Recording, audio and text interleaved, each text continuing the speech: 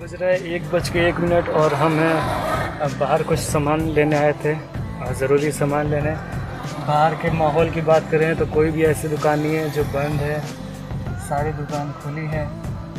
Safety के नाम पर सिर्फ मास्क है और मेरे ख्याल से कुछ भी नहीं है। खाने पीने की दुकान जो रोड साइड स्ट्रीट दुकान है सारी की सारी खुली हैं, जबकि जिस जगह पे हम हैं ना उसके चारों तरफ कोरोना हॉटस्पॉट है और देख लो कितनी लापरवाही यहाँ पर हो रही है। बाकी हम अभी थोड़ा सामान खरीदेंगे, अपना ज़रूरी सामान, और फिर उसके बाद जाएंगे घर। फिर आपसे बात करेंगे ऑडिशन के बारे में कि मुंबई में ऑडिशन कैसे दिया जाए और क्या क्या चीज़ें वहाँ पे हो रही हैं, क्या चीज़ें में सुधार लाना है। कई सारी चीज़ें हैं जिस बारे में हमको डिस्कस करना है, लेकिन पहले अपना काम ख़त्म कर लें, उसके बाद जाते हैं घर। सामान की ख़रीदारी जो तो हो गई, अब कुछ और भी सामान अभी लेना है। कितना टाइम लगता है लेने में, गर्मी बहुत पड़ रही है। एक चीज़ ऐसी है जो सिर्फ बाहर निकलने पर ही याद आती है, घर में बैठकर बिल्कुल भी याद नहीं आती है, वो है रोड की कंडीशन। करीब 20 साल से कुछ रोड ऐसी है मेरे एरिया की जो बिल्कुल भी चेंज नहीं हुई है, जस की तस है। यहाँ तक कि उसका एक एक गड्ढा, एक एक जहाँ पे ख़राबी है वो सब हमें पता है, मतलब कि आंख बंद करके भी हम चला सकते हैं गड्ढा बचाते हुए। तो इतने लंबे टाइम तक ख़राब रोड होने का क्या रीज़न है मेरे बिल्कुल समझ के बाहर है, क्योंकि हमने सुना है कि हर साल बजट पेश होता है, हर साल, और हर साल रोड बननी चाहिए, हर जगह की गली गली कोने कोने का पैसा मिलता है।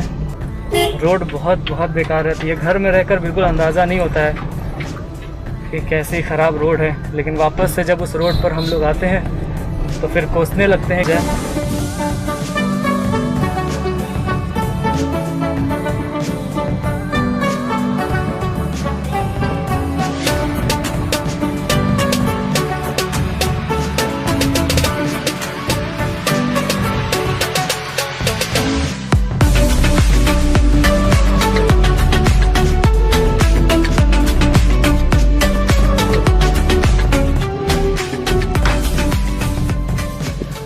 मुंबई में फिल्मों में काम करने के लिए कितने तरह के लोग जाते हैं, इनमें बहुत सारी कैटेगरीज हैं। जैसे कि सबसे पहले वो लोग आते हैं जो बचपन से ही एक्टिंग का शौक रहता है, जिन्हें स्कूल में तरह तरह के थिएटर्स किए होते हैं, उनके घर वाले, उनके आस पड़ोस के लोग, उनके दोस्त उसको मोटिवेट करते हैं, उसको बोलते हैं कि तुम जाके मुंबई में ट्राई करो, हो सकता है कि तुम्हारा लक काम कर जाए। एक होते हैं इस तरह के लोग।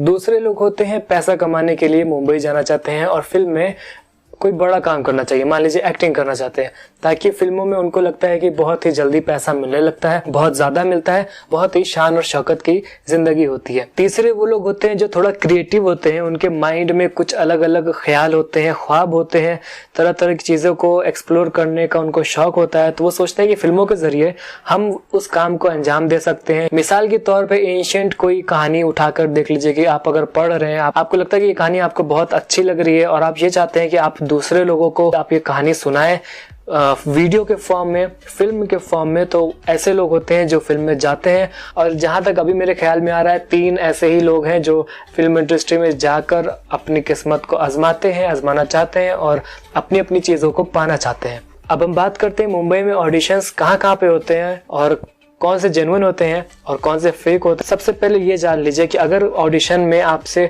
अब पैसा मांगा जा रहा है, किसी भी तरह का पैसा, तो समझ लीजिए वो बिल्कुल ही फेक है। वो पैसा कमाने का सिर्फ एक जरिया है। आपकी आईडी के साथ खिलवाड़ होगा, आपके प्रोफाइल के साथ खिलवाड़ होगा, सबसे बड़ी बात आपका टाइम बर्बाद होगा, क्योंकि मुंबई में ट्रैवलिंग करना बहुत मुश्किल है और बहुत दूरी पर चीजें हैं, बहुत दूरी पर जगह है। एक से दूसरी जगह जाने में आपको आधा दिन लग जाता है। ऊपर से लोकल की ट्रैफिक, बहुत सारी ऐसी परेशानी होती है जिसमें आप होकर गुजरते हैं और ऑडिशन देने जाते हैं। फिर बाद में पता चलता है कि ये ऑडिशन आपका फेक है।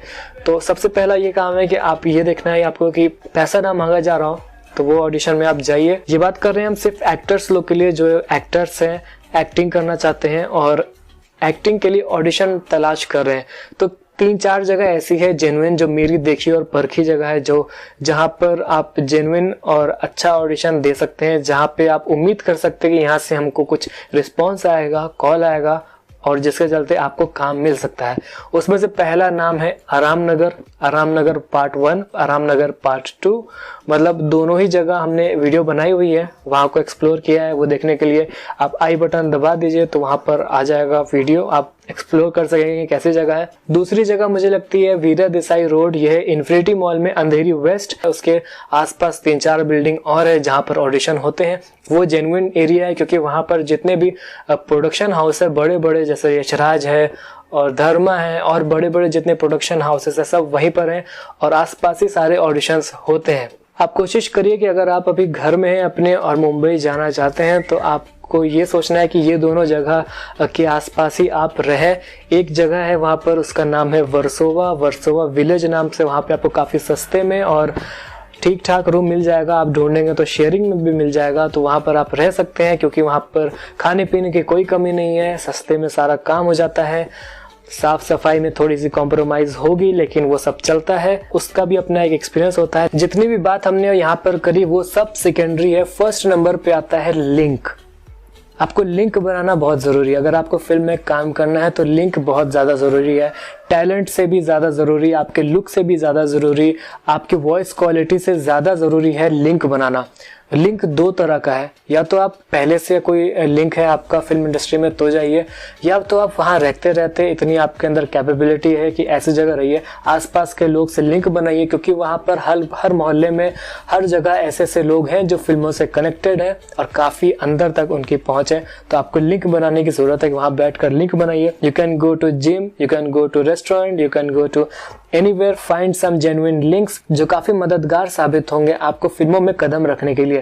जहां तक हम अपनी बात करें तो हमको वहां जितना भी काम मिला सब लिंक के थ्रू मिला। सीधी सी बात है कि हर आदमी वहां पे अमिताभ बच्चन नहीं बन पाता है, हर आदमी वहां पर ऋषि कपूर नहीं बन पाता है, हर आदमी वहां पर सोनू निगम नहीं बन पाता है, हर आदमी वहां पर मुकेश छाबड़ा नहीं बन पाता है, हर आदमी वहां पर यश चोपड़ा नहीं बन पाता है। और हम इन्हीं लोगों की कहानी आर्टिकल्स में, मैगजीन्स पर, टीवी पर, यूट्यूब पर सुनते हैं, देखते हैं, गुफ्तगू देखते हैं, इंटरव्यूज देखते हैं। देखो मुंबई में जाकर ऐसे ऐसी चीजें होती हैं और ऐसे ऐसे चीजें होने के बाद आपको वो सफलता की जो पीक है, टॉप सबसे ऊपर वाला जो पड़ाव होता है वहां पर ये लोग पहुंच गए हैं, तब वो अपनी कहानी बता रहे हैं, ये मेरे साथ ऐसा ऐसा हुआ था। लेकिन हमने देखा है मेरे आसपास बहुत सारे ऐसे लोग थे जिन्होंने इतनी ही मेहनत की, शायद इससे भी ज्यादा मेहनत की, लेकिन वो लोग ऊपर नहीं पहुंच पाए। सबके अलग अलग रीजन थे, सबकी किस्मत नहीं काम की, सबका लक नहीं काम किया। कुछ लोग होते हैं जो कहीं ना कहीं किसी चीज में मात खा जाते हैं, वो उतना ऊपर नहीं पहुंच पाते हैं। मेरे ख्याल से मुंबई में अगर फिल्मों में काम करने जाना है तो एक जंग की तरह है, मतलब जंग की तैयारी जैसे इंसान करता है तो आपको भी वैसी तैयारी करना पड़ेगा। अगर फिल्मों के लिए, सीरियल के लिए, वेब सीरीज के लिए, ऑडिशन के लिए आप मुंबई जा रहे हैं, डायरेक्टर बनने के लिए, एक्टर बनने के लिए, सिंगर बनने के लिए आप मुंबई जा रहे हैं, तो आप एक दिमाग तैयार करके रखें कि आपको बहुत सारे लोगों से सामना करना पड़ेगा, बहुत सारी तरह की लड़ाई करना पड़ेगा। इनमें से सबसे बड़ी जो लड़ाई है वो आजकल हम सब टीवी में देख रहे हैं, उसको बोलते हैं nepotism. Nepotism unlike any other field, film industry में भी ये है, भर भर के है, छोटे लेवल पर भी है, बड़े लेवल पे भी है, मीडियम लेवल पे भी है। मतलब आपको इसको टैकल करना है किसी भी सूरत में। अगर आपको जमे रहना है, इसमें फिल्म इंडस्ट्री में टिके रहना है, काम आपको मिलते रहे, तो आपको नेपोटिज्म से लड़ाई करनी बहुत जरूरी है। इससे लड़ाई करने का यही एक तरीका है कि आप अपने आप को इतना ज्यादा कैपेबल बना लीजिए कि आपको कोई भी रोल दिया जाए, आपको कोई भी अपॉर्चुनिटी दिया जाए, आप उस पर खरे उतरें और जरा से भी गुंजाइश ना हो कि आपको मना कर दिया जाए किसी चीज के लिए। इसके साथ ही आपको मेंटली और फिजिकली दोनों तरह से ही स्ट्रांग रहना पड़ेगा क्योंकि दोनों तरह से ही आपको चैलेंजेस मिलते हैं। लोग चैलेंज करते हैं आपको, आपकी कैपेसिटी को, आपकी कैपेबिलिटी को, मेंटली भी और फिजिकली भी आपको थकाएंगे, आपको परेशान करेंगे। आपको हो सकता है कि ऐसी ऐसी चीज बोले कि आप डिप्रेशन में चले जाएं, लेकिन आपको डिप्रेशन में नहीं आना है, आपको सीधे रास्ते पर चलते रहना है। अच्छा काम भी मिलता है, देर से मिलता है, टाइम लगता है और मेहनत बहुत बहुत ज्यादा करनी पड़ती है। तो इसलिए आपको कम से कम डटे रहना पड़े। आजकल का जो ज़माना है थोड़ा चेंज हो गया है, सब ऑनलाइन हो गया है, ज़्यादातर डिजिटल चीज़ें हो गई हैं, क्योंकि फर्स्ट प्रायोरिटी डिजिटल चीज़ों को देना पड़ रहा है, उसकी एक अलग डिमांड हो गई है। तो फिल्म और सीरियल की जो डिमांड है हमने जहाँ तक देखा है काफ़ी कम हो गई है, खासकर फ्रेशर लोग के लिए। जो फ्रेशर है उनको फिल्मों में और सीरियल में बहुत कम चांस मिल रहा है, मतलब 100 में से सिर्फ 2 लोगों को चांस मिलेगा। मेरे ख्याल से आपको फोकस करना चाहिए डिजिटल प्लेटफॉर्म पर, चाहे वो नेटफ्लिक्स हो, चाहे वो यूट्यूब हो, चाहे वो अमेजॉन प्राइम हो। किसी के लिए भी फिल्म बन रही है, वेब सीरीज बन रही है, डॉक्यूमेंट्री बन रही है, शॉर्ट फिल्म बन रही है, तो आपको उसमें बढ़ चढ़ कर हिस्सा लेने की ज़रूरत है। क्योंकि हमने देखा है कि यूट्यूब पर भी बहुत सारी ऐसी फिल्में हैं जो बहुत कम बजट में बनी है और काफ़ी सारे अवार्ड भी जीत रही हैं। क्योंकि देखो सीधी सी बात है, जब आप छोटे बजट में छोटी प्लेटफॉर्म के लिए आप फिल्म में काम कर रहे होते हैं ना, तो आप एकदम 100% एफर्ट अपना देते हैं कि करो या मरो वाली सिचुएशन हो जाती है कि आप पूरा मतलब जितना आपके अंदर कैपेसिटी है, कैपेबिलिटी है, आप उसको निचोड़ कर उस फिल्म में, उस सीरियल में, उस शॉर्ट फिल्म में, उस डॉक्यूमेंट्री में डालने की कोशिश करते हैं कि ये एक प्लेटफॉर्म हमको मिला है, इस पर हम अपनी पूरी एनर्जी लगा के काम करेंगे। कैमरामैन से लेकर लाइटिंग वाले से लेकर एक्टर, डायरेक्टर सब पूरा एफर्ट लगाते हैं, क्योंकि वो काफ़ी कम लोग होते हैं, छोटा सा दायरा होता है और सब एक दूसरे की बात समझते हैं, जो कि बड़े प्लेटफॉर्म पर ऐसा नहीं होता है। कभी कभी ऐसा भी होता है कि आप तरस जाएंगे डायरेक्टर की शक्ल देखने के लिए किसी बड़ी फिल्म में या फिर किसी बड़े सीरियल में आपको नहीं देखने को मिलता है। तो मेरे हिसाब से सबसे अच्छा यही है कि आप छोटे प्लेटफॉर्म पे स्टार्ट करिए। मुंबई में कुछ फेस्टिवल हैं, जैसे काला घोड़ा फेस्टिवल है, अब JFF है, मतलब जागरण फिल्म फेस्टिवल है, मामी है। तो ये सब जो फिल्म फेस्टिवल होते हैं, ये सब जो छोटे कम बजट पे और लिमिटेड चीज़ों के साथ जो फिल्में बनाते हैं उनके लिए ये एक फेस्टिवल लगता है। मतलब करीब 150 से ज़्यादा फिल्में होती हैं, हर तरह की, हर लैंग्वेज की, जो कि दिखाई जाती हैं। और ऐसी फिल्मों को ऑडियंस बहुत ज़्यादा पसंद करती है, क्योंकि ये सब फिल्में जो होती हैं ना, काफ़ी मीनिंगफुल वाली फिल्में होती हैं, डाउन टू अर्थ हमारे आसपास की ज़िंदगी की फिल्में होती हैं। कुछ फिल्में साइंस फिक्शन भी होती हैं जो बिल्कुल आउट ऑफ बॉक्स होती है, एक्सपेरिमेंटल फिल्में होती हैं।